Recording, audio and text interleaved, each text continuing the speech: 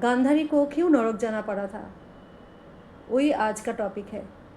गांधारी को जब नरक जाना पड़ा था तभी गांधारी ने श्री कृष्ण भगवान को पूछा था, हे कृष्ण, मुझे क्यों नरक जाना पड़ रहा है।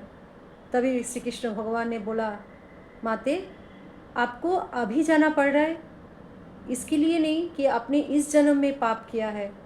आपका नरक जाने का कारण 100 जन्म होने के पहले, मतलब 100 जन्म के पहले, आपने जब छोटे थे एक दिन आपने 100 नंबर्स बटरफ्लाई, तितली, उसको मार के उसके आँख बिद्धो करके, आँख में होल करके उसका माला बना के आपने पढ़ा था और आपको बहुत खुश हुआ था उस माला पढ़ के।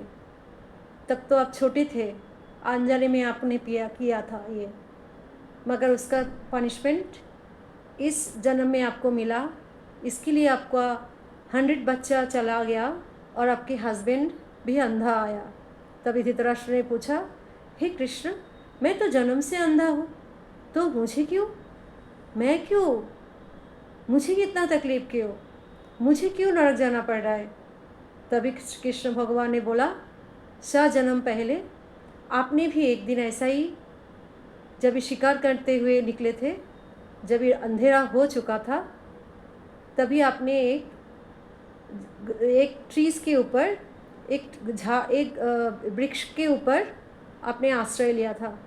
उधर 2 बर्ड्स, कपोत कपोती, उधर बैठा था। उस कपोत कपोती में से जो कपोत है, उसने बोला, राजन, जो आपको देख के पहचान गया था, राजन, आपके लिए मैं कुछ व्यवस्था करती हूँ। तो उसने जाके उसके होठ में से उसने थोड़ा सा आग और कुछ सूखा लकड़ी का टुकड़ा लेके आया, जिसमें आपने आपका शरीर को गर्म किया। फिर कपोत ने बोला, आप मुझे खा जाइए क्योंकि आपको भूख लगा है। तो उसने उस आग में खुद को जला दिया और आपने उसको खाया। वो देख के जो कपोती है, जो उसका पार्टनर है, उसने बोला, अभी मुझे ज़िंदा रहने का कोई हक नहीं है, अभी मैं क्या करूँगी, मेरे साथी मेरे साथ नहीं है। तो उसने भी उस जलती हुई आग में खुद को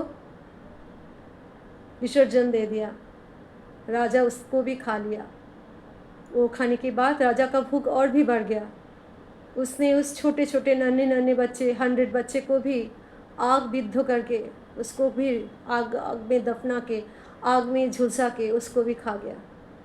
तो बोला, हे राजन, आपने तो उस टाइम वो पाप कर लिया था, इसके लिए आपका ये जन्म में उस पाप का भागीदार होते हुए आपका आँख नहीं है, और आपने 100 बच्चे को अपने आपके जीते जी अपने आप 100 बच्चे मर गए। क्योंकि हम जब पाप करते, उसका प्रायश्चित हमें इसी जन्म में ही करना होता है। इसके लिए हमें चाहिए, अगर हम मानते हैं जो पाप कर्म हम इस जन्म में भुगते हैं, तो हमें भी उस धृतराष्ट्र की जैसा नहीं बनना पड़े और हमें पाप कर्म के लिए हमें भी पाताल लोक में ना जाना पड़े। आज इधर ही ख़त्म करते हुए मैं मेरा वीडियो ख़त्म करती हूँ।